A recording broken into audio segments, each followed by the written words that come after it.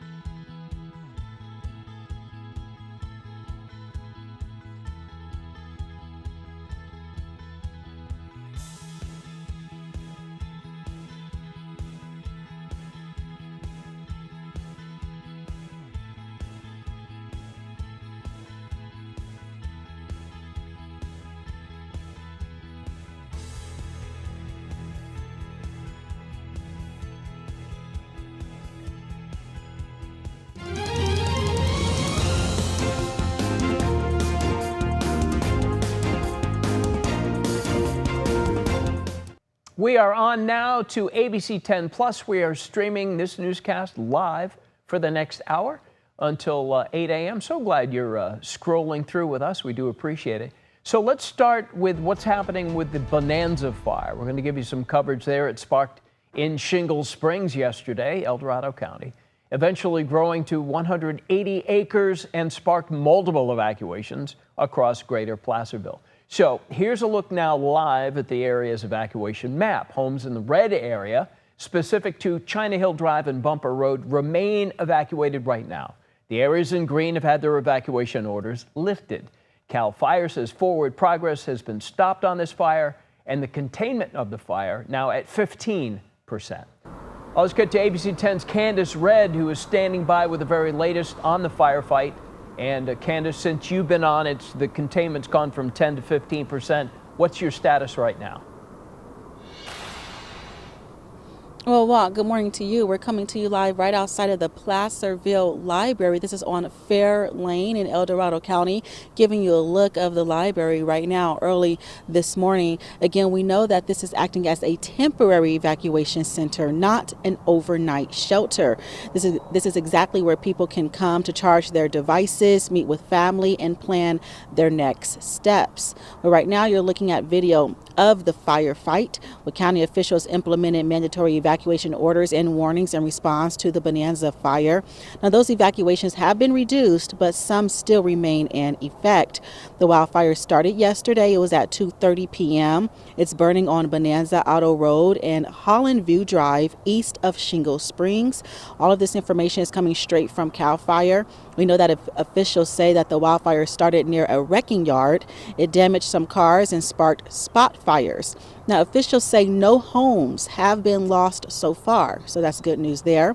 CAL FIRE officials say many homes were spared, and that's all thanks to aggressive firefighting and preparation by homeowners. We caught up with some evacuees here last night who say they stay prepared for this type of situation. Take a listen. We have never been evacuated before, but I'm a member of the Fire Safe Council for the area. I've been a long time, so it wasn't a matter of if it's going to happen, it's when it's going to happen. So you stay prepared and you go when you have to go, you know. And we always have suitcases and are ready to go. We have a ready bag. Believe it or not. That's almost a year-round thing now, unfortunately. So. Again, Walt, the wildfire impacting so many different people here within the community. Again, a lot of people are going to be coming here to this library again just to simply charge up their devices like their phones, laptops, meet with loved ones to try to figure out what their next steps will be. Keeping in mind again that this is only an evacuation center, not an overnight shelter for those who need that information. And as always, we know that with the wildfire crews, of course, early this morning are fighting that fire on the ground as well as in the sky. For now, live in El Dorado County, Candace Red, ABC 10. Yeah, Candace, going to be a long wildfire season, and I know you've done this for a minute here, so just the start of it, and hopefully this thing is going to get knocked out soon. Okay, we will check back with you. Candace Red, thank you. She is in Greater Placerville. Beautiful place to be almost any time. Rob, how's the weather forecast looking in terms of this firefight? It's all very favorable. So let me point out a couple things. If you recall the video and the images from the campfire in Paradise a few years ago, right? What happened in that situation was the wind was just absolutely way too strong. The air was extremely dry, and at that point, the role of firefighters was to save lives, to get people out of there. They were not going to fight that fire directly. It was too dangerous for them. That was the call because the weather was making all of the decisions in that case. If for yesterday, for this Bonanza fire, because the wind was relatively light, and sure, it was a warm day with dry vegetation and fuels, there's a lot more things that they could do. They could use aircraft right away. They could use hand crews to directly attack it. They had a reasonably good idea exactly where it's going to go because it's going to follow the terrain, and also defensible space. But they always advise people to cut down those weeds and all that dry fuel around their homes. That really gives folks a big buffer zone. If the wind's blowing 50 miles per hour through defensible space, sometimes that doesn't really work out well. So things were good yesterday to fight the fire, even though there was a bad outcome in the fact that it happened and burned more than 100 acres. However, However, we are looking at some good news today. Calm winds overnight allow them more chances to mop things up and really get more containment. But it is going to be a hot day ahead, so it's firefighter safety in the heat that can become an issue. But at least weather-wise, we're not looking at the wind becoming a dominant factor. We are looking at cooler weather. That's obviously going to help not only the firefighters, but everybody as well. So we're looking forward to just turning the page and getting back to much more reasonable weather like we had over Father's Day weekend. Next week, it's sustained heat. It's all about getting to the 90s and then staying there. Instead of going up and down, we're just going to get there, and we're likely going to stay there for a while. So it makes the coming cool down very, very valuable for things to do. We've got temperatures in the 60s early this morning. Remember, it's 7:06 live this morning on the streaming show. We are going to be looking at temperatures easily getting to 100 degrees, if not maybe 1 or 2 degrees above that. This is not record-breaking at all, but it is a step up from our normal highs and really even from yesterday. You're absolutely going to notice and feel us getting much warmer earlier in the day. It's feeling very hot in the afternoon and very warm through the evening hours. That sort of heavy, stagnant air, the pavement radiating heat without a whole lot of relief from the wind. It's just barely noticeable whatsoever. And even well into the evening, you know, usually outside, it's got to be cooler than what it is inside to make whole house fans or just opening the windows up to make that efficient. That may not happen until well after midnight, to be honest with you. So it's just going to be one of those days where it's hot. A little wind might help. At least it's onshore versus offshore. That's going to keep the humidities up a little bit. But we're really looking forward to Thursday. Now, that will be a different set of circumstances. Mostly it's beneficial because it's going to cool us down, but any amount of wind with the dry fuels that we all already have is going to elevate the fire risk for Thursday and Friday. So it seems like counterintuitive. Hey, the temperatures are getting better. The fire conditions should be lower, but anytime you have dry fuel and stronger winds, that's just an issue baked in the cake. But look at that weekend weather. Absolutely great. Going back to the 80s for both days, and then we start to hit the 90s next week. So Jordan, I said it before, but this is true. This is going to be the best weather weekend we're going to see for a while. Yeah, absolutely. That looks awesome. And the first day of summer, too. That's amazing. So let's go ahead and take a look at traffic right now at a few different shots here. Here's I-5 at Interstate 80. So you can see things are starting to get busier, particularly in the southbound lanes of traffic driving toward downtown Sacramento. Another view there, you can see northbound traffic moving along. So is southbound traffic, but we typically start to see that pick up throughout the day. Seeing just a little bit of slowing on your way southbound from Natomas in toward downtown. Northbound 99, a little bit slow moving, as well as I-80 and onto southbound Business 80 in North Highlands. And then right here, this is where we're seeing perhaps our biggest delay of the morning. Not seeing any reported crashes in this area, but between Sacramento, really between I-5 and the Yolo Causeway, the beginning of that's where we're seeing some delays. And this is pretty typical. We do have a traffic split in that area, and that exacerbates traffic in that area as well. Northbound 99 at Twin Cities Road in Galt, we do have a crash that's causing delays nearby. So along 104 where it hits 99, that's where we're going to see a little bit of a delay. Nothing major, but maybe an extra 2 to 5 minutes. Sacramento to Davis, about 20 minutes for your drive on I-80 West. Davis to Sacramento, things are looking clear on the opposite side on eastbound 80. And then Davis to Fairfield, about half an hour on I-80 West. All right, thank you, Jordan. Top stories, the search continues for a man lost in the Sacramento River. Fire officials say a man in his 20s, last seen struggling near a boat launch off Garden Highway about 4 yesterday afternoon. No life jacket was worn at the time, and bystanders could not reach him. We're told the search has been very difficult because of the murky water. A local Starbucks had to close down yesterday after a car plowed through the front windows. This happened in the Pocket neighborhood at the Starbucks off Greenhaven Drive. Several people inside at the time were hurt by broken glass. No one, though, was taken to the hospital. Police say this crash was an accident.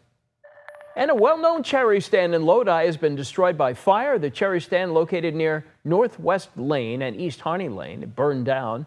And the owner says that they believe the fire was set on purpose.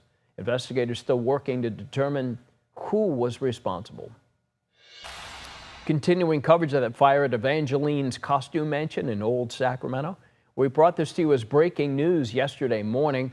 That store is now closed for the foreseeable following the fire, but nearby stores are offering to help out. When you know people for a long time, it goes deeper than that. I mean, the culture of Old Sacramento, the few of us that have hung in there for the last 40 years that have been down here, we're kind of woven together, and what I call the Old Sacramento kind of rebel thing that Old Sacramento is and has been since the gold rush. Investigators listed the fire's cause right now as undetermined. Sacramento Fire says it could be accidental. It looks that way. And it actually could have been an electrical fire. We'll follow it. And new at 7, we're getting a look at the damage left behind inside of Evangeline's. Wow, there it is. The owner sent this picture in to our Mark S. Allen.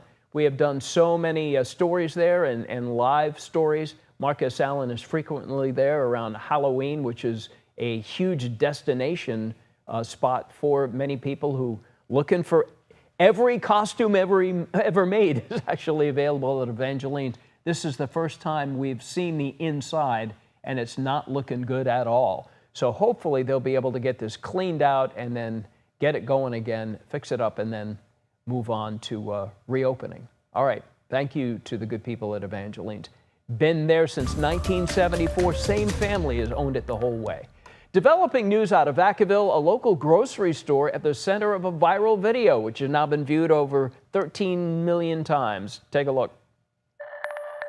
No, you do not. Help me, somebody, please. You don't have the right to hand people up. Right here.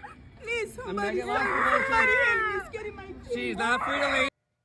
All right, the video shared to TikTok shows a Nugget Market loss prevention employee, the gentleman on the right, detaining a woman who had allegedly tried to steal about $11 in baked goods. Vacaville police say stores are allowed to make a citizen's arrest if they believe a crime has been committed.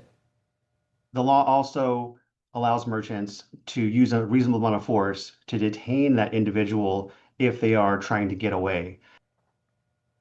ABC10 talked with a man who says he filmed this now viral video. The man says he felt the employee went too far. What did she steal? Don't worry about it. I'm involving me myself. It's my business now. I just don't think there's any need to grab and drag people through parking lots over anything really, but especially small amounts of baked goods. Police went on to cite the woman anyway for the theft after they reviewed the surveillance video. We reached out to Nugget Market, and they say they're aware of this video and they're, quote, looking into this with great detail, end of quote. A new plan could let people carry drinks outside in parts of downtown Sacramento. The city is looking at creating entertainment zones where open containers would be allowed. The plan would let people carry alcoholic drinks between bars or sip them outside during events on K Street. Some business owners say this could give downtown a boost. An opportunity for business owners to share in outside events and to collaborate together, whether it's concerts, festivals, crafts fairs, and then have alcohol beyond our premise.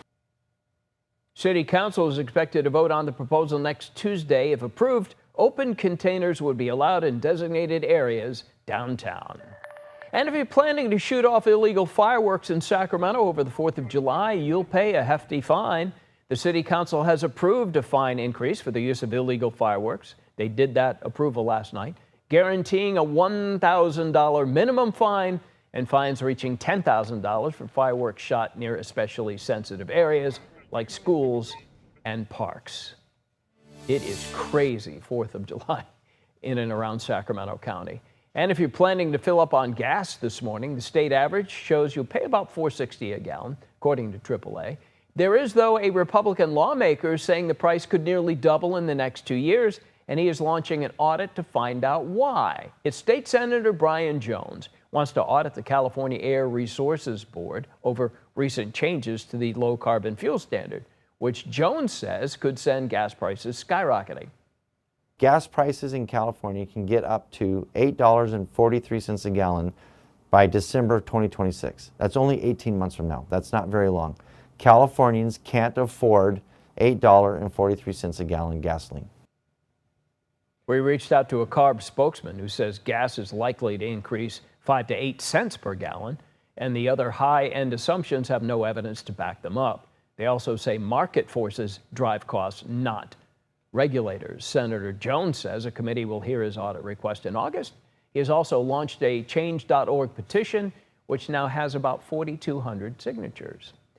Coming up right here on ABC 10 Morning News Streaming Edition Live. The U.S. sends more forces to the Middle East. How Iran says they'll respond if the U.S. gets further involved in its conflict with Israel. And are you watching us on cable or streaming? My guess is you're watching us on streaming because that's what we're doing right now. What a new report says is more likely.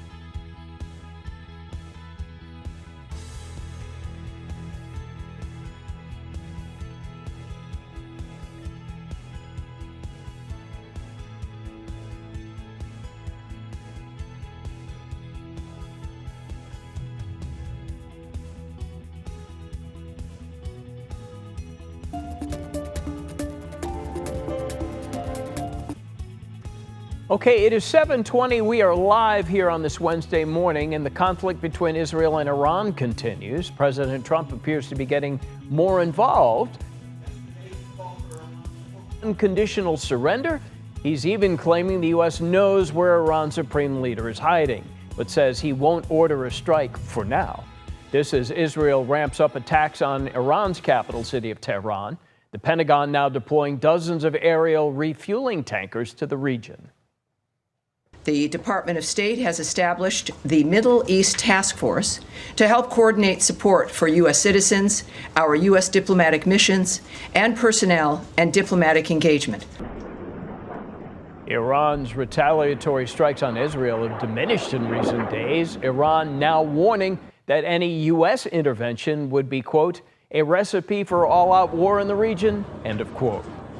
And new this morning, longtime Sacramento DJ Chris Collins has passed away after a battle with cancer. He helped launch KSFM 102.5 and shaped mornings for the years as part of the award-winning Morning Zoo, honored by Radio and Records and Billboard, a constant voice in Sacramento radio. Collins brought sharp humor, heart, and a deep love of music to the airwaves. We'll be right back.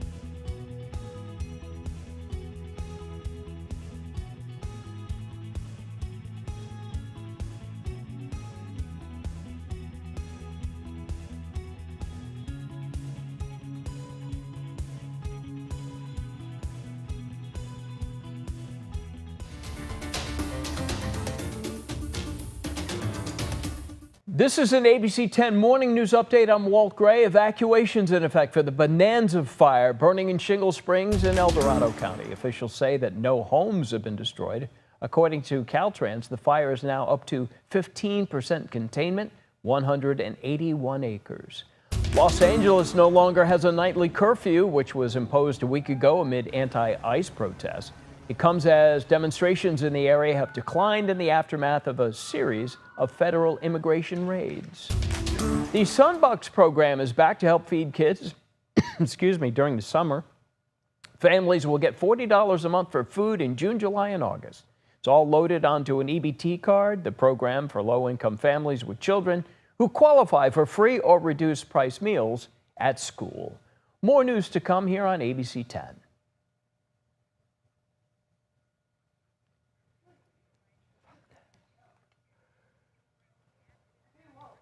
Yes.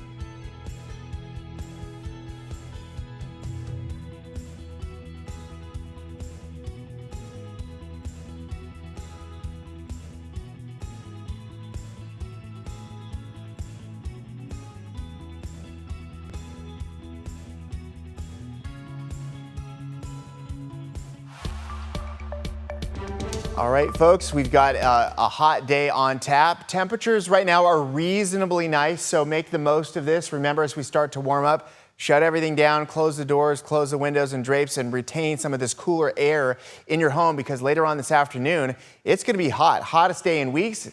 Near 100 degrees, if not hotter. And folks, it's going to take a long time to cool down overnight, with 90s at 7 and still in the 80s close to sunset. But we get widespread 80s as soon as tomorrow and low 80s for the weekend. All right, we are starting to see traffic ramp up all across our area. Here's I-5, I-80. You can see southbound traffic is slow. Northbound traffic is moving along. There's I-5 at Del Paso Road. Northbound 99 slow moving. You can see westbound I-80 onto Business 80 is slow, and Highway 50 going westbound. Northbound 99 at Twin Cities Road, we have a crash in westbound 80 at Meridian Road in the Dixon area.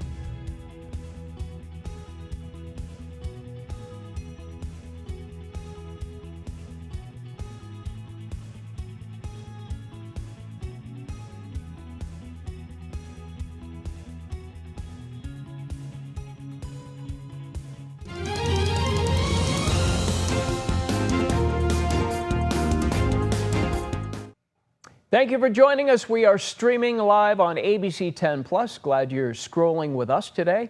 I'm Walt Gray. We do have breaking news. The Supreme Court is upholding the Tennessee ban on gender-affirming care for transgender minors. That announcement just coming down. We're working to get more details on that. And continuing coverage of the Bonanza fire burning in El Dorado County. That fire sparked yesterday. Shingle Springs growing to 180 acres, sparking multiple evacuation orders across the Placerville area. Here's a live look at the area's evacuation map. Homes in the red. This is China Hill Drive and Bumper Road. They remain evacuated this morning. The areas in green have had the evacuation orders lifted. CAL FIRE says forward progress has been stopped on this fire.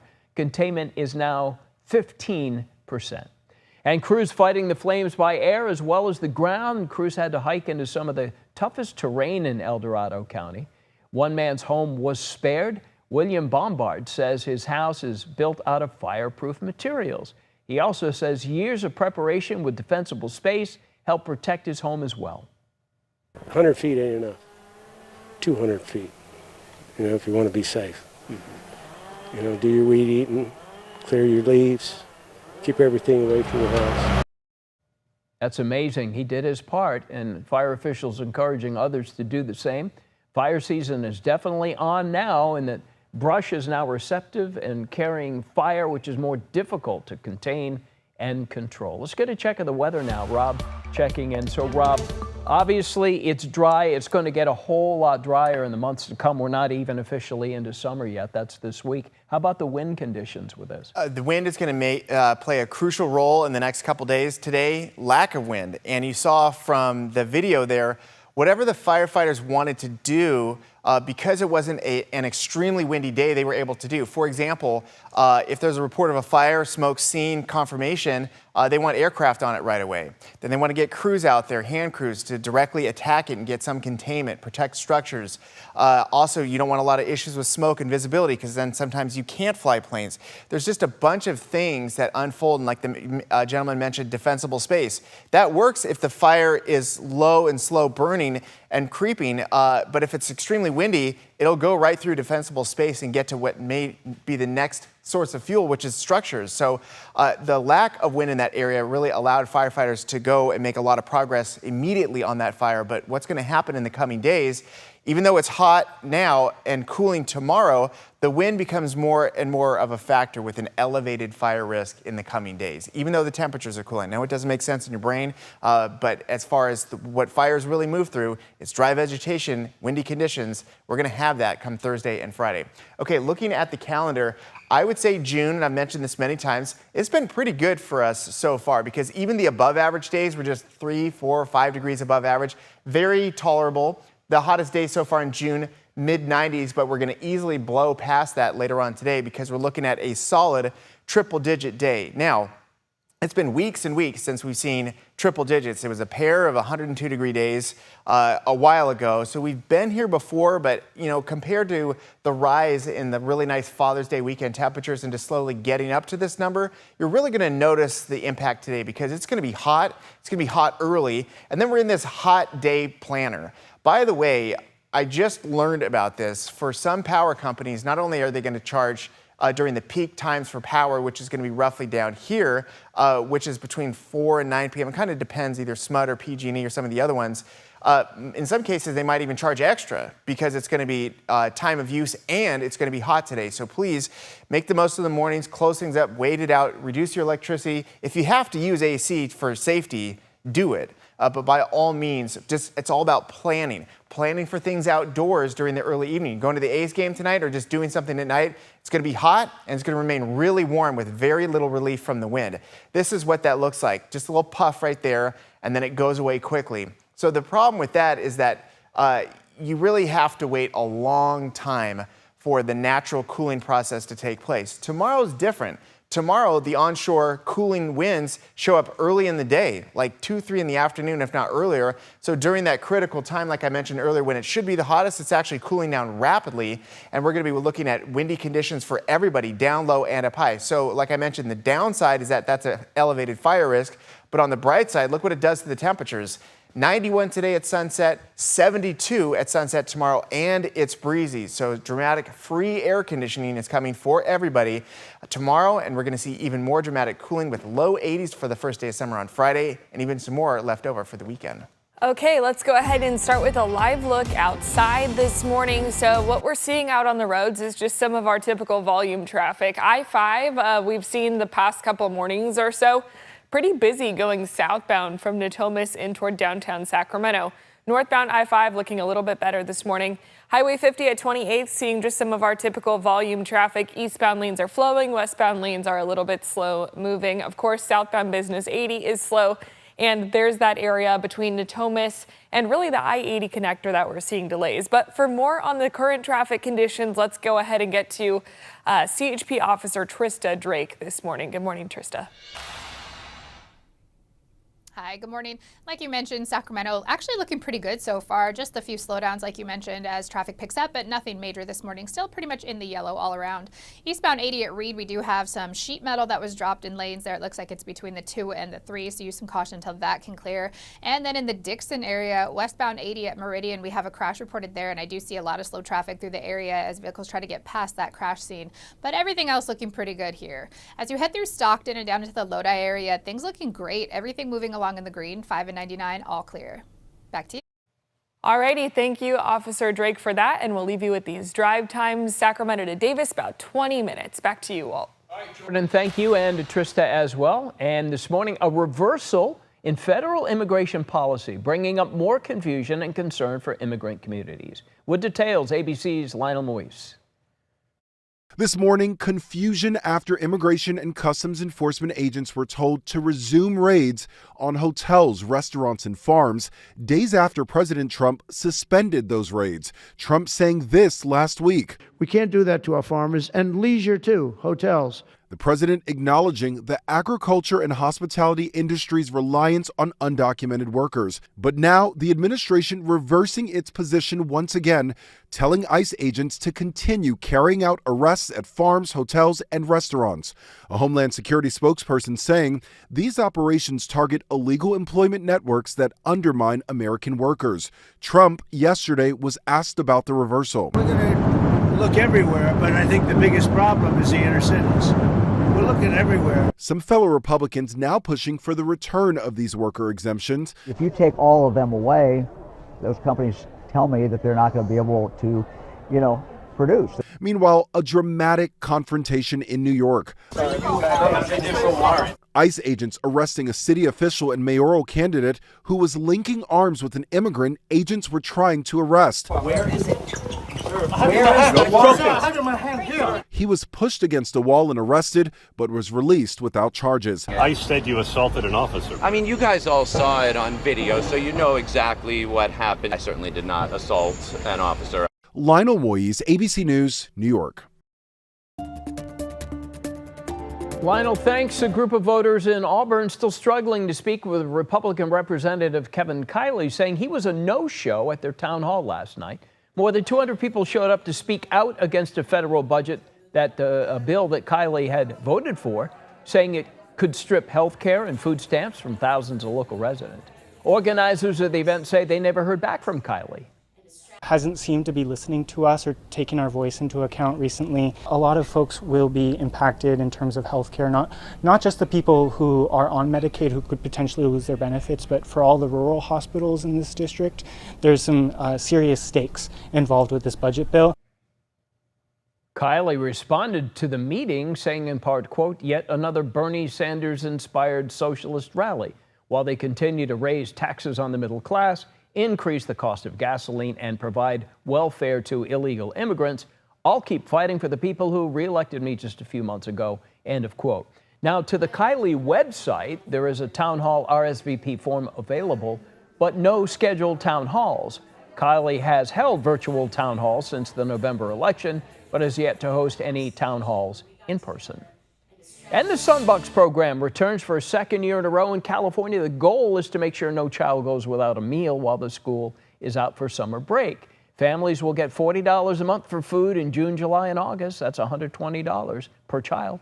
The program is for low-income families with children who qualify for free or reduced price meals at school. Most children are automatically enrolled into the program. That includes children in foster care and those experiencing homelessness. Sunbucks are loaded onto an EBT card. The cards are already being sent out to families in the mail. So Sunbucks is an exciting new child nutrition program. This summer will be the second summer it's been available to children in California. And it just helps out families who have a little bit of an extra grocery bill while kids are out of school. And so children who are eligible will receive a card with $120 on it that can be used at grocery stores, farmers markets, and even online at Amazon and Walmart. Families used more than 4 million Sunbucks cards last year, resulting in more than $499 million worth of food being purchased. To learn more about the program, visit our website, abc10.com/links.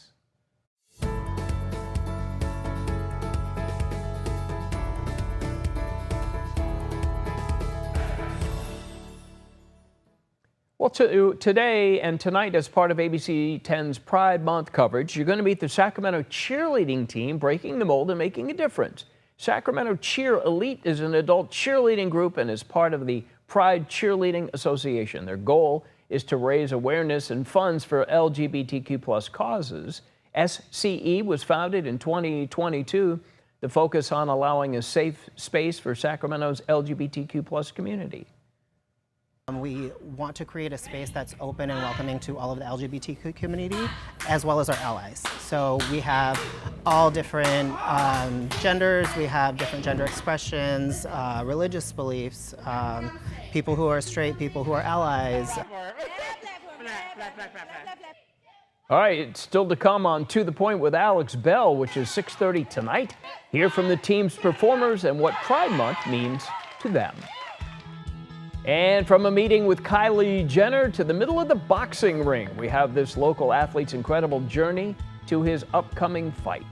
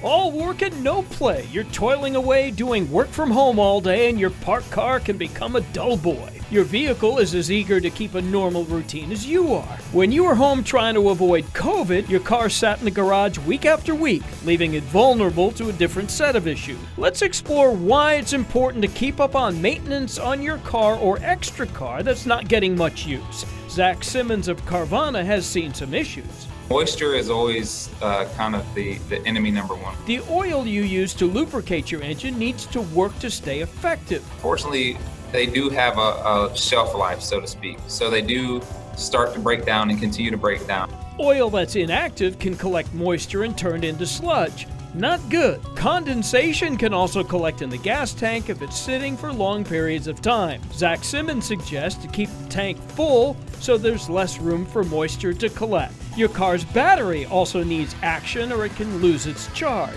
Then there's the tires, which can grow weary sitting parked in one spot. The tires will become what's called flat spotted, and that rubber gets hard because, of course, everything's breaking down. And if you don't drive it, you'll have this incurable vibration. So drive that car you're not driving. Take it for a spin at least 5 miles per week. Keep up with scheduled maintenance. If the owner's manual asks for an oil change every 6 months, do it, even if you haven't put a lot of miles on it. Or you can always consider purchasing an electric vehicle. You won't have to worry about some of that stuff. Live look now, Folsom Lake. Everybody getting back on the water. It is National Go Fishing Day today. What a beautiful day to do that. See somebody walking on the dock right now. ABC10's Mark S. Allen on the lake and has more.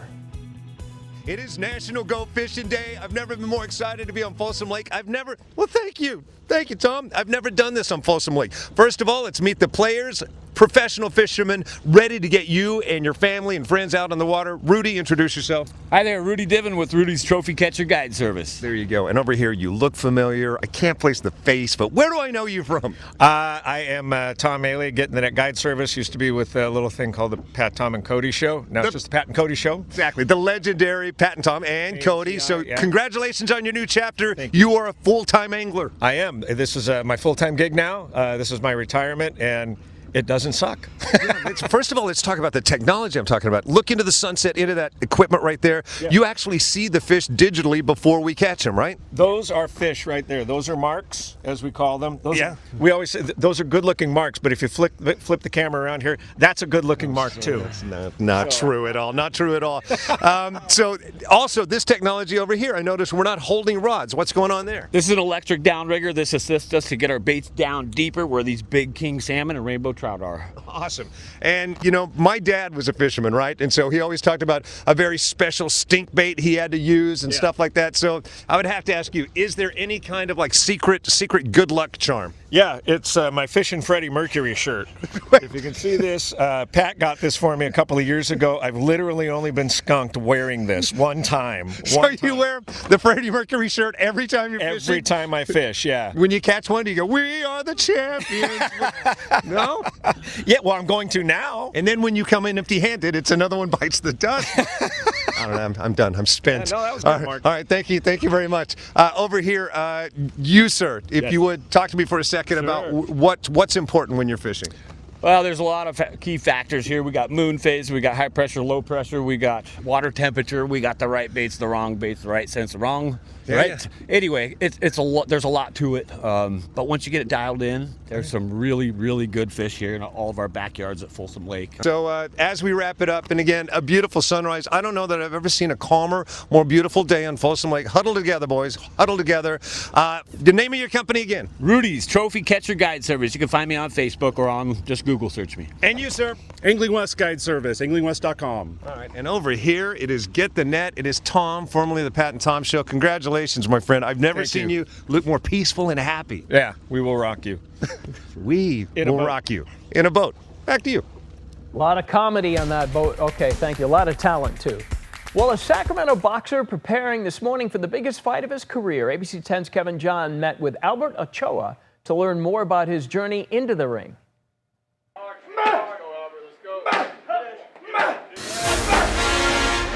I'm one of one, everyone is one of one, and I'm doing things so different. I didn't have an amateur background. Wasn't born in this sport. Albert Ochoa has an unconventional background as a boxer. Initially finding fame on a reality show several years ago, Ochoa turned his passion to boxing and hasn't looked back. You know, I'm very grateful, very blessed. I got the best fan base in the world. You know, we've been working so hard. Well, hard work pays off. In 3 short years, Albert has climbed the ranks from semi-pro to professional. He is currently undefeated as a professional boxer and looks to keep it that way when he returns to the ring this Thursday in a highly publicized fight in Southern California that will be televised. You know, winning is everything in this sport, and that's all I've been doing is winning. You know, I say that very humbly. And, you know, just expect, you know, another great performance. I know I'm only 3 years in, but I don't think I look like it. And fortunately for Albert, he's trained by one of the best in the business, Sacramento native Stan the Man. I like that he's a good listener. He doesn't get mad. He stays calm, and he works good under pressure. I mean, he's one of the best that I know, that when there's people and there's fans, he comes to fight.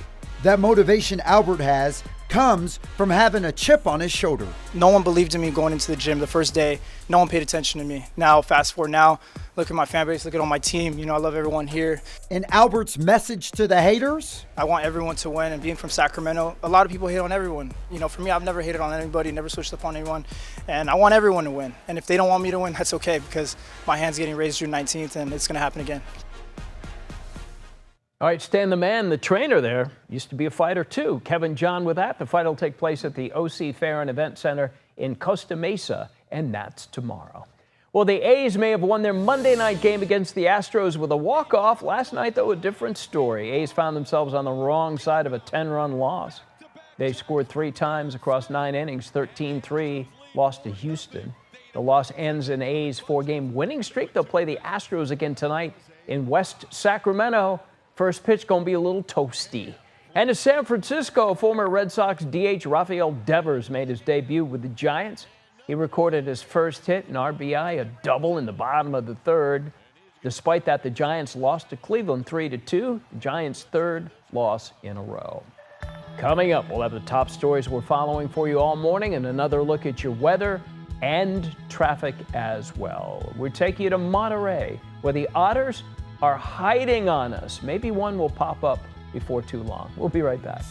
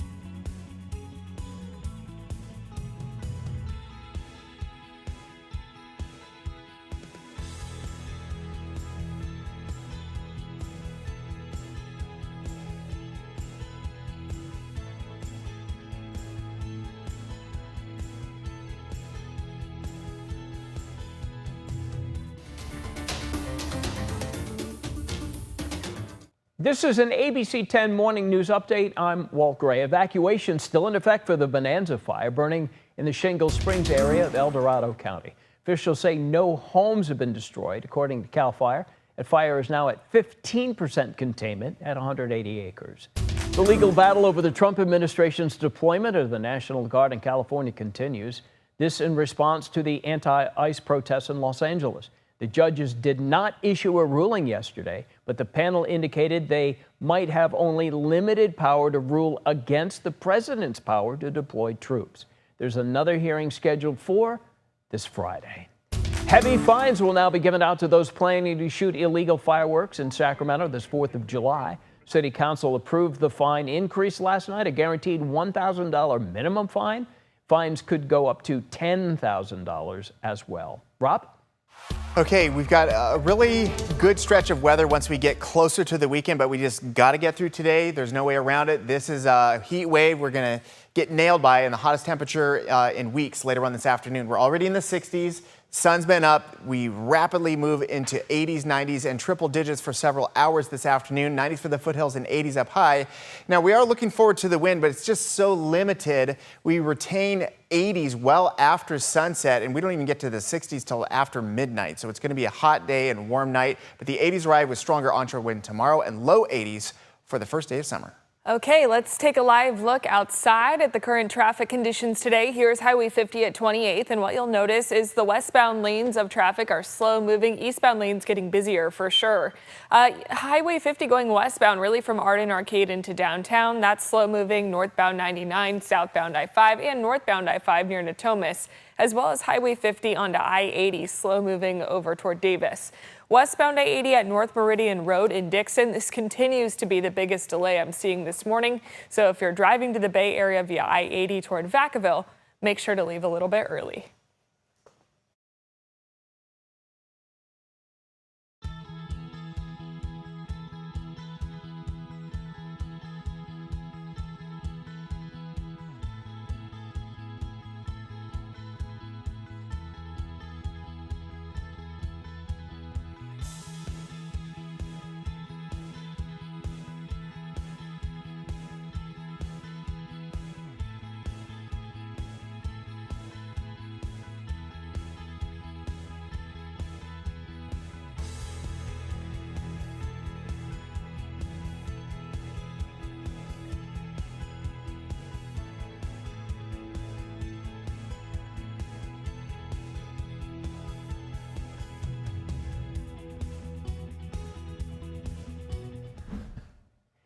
Hey, here's what's next this morning at 8, ABC 10 Plus recap. A look at the headlines you may have missed if you slept in a little bit today. At 8:30, California high-speed rail. What does progress look like as funding remains a challenge, especially from Uncle Sam? Your California Life is at 9. After that, at 9:30, take a look, the Marcus Allen Show. A look at summer blockbusters. So that's going to do it for our live streaming edition here. We're so glad you tuned in all morning long here on ABC 10 Plus, The Plus. That's right. We hope that you have an incredible day, and we're leaving you with a live look at Lake Tahoe, where it looks beautiful this morning. It's National Fishing Day. Yep. That's beautiful. Marcus Allen's out on Folsom Lake right now.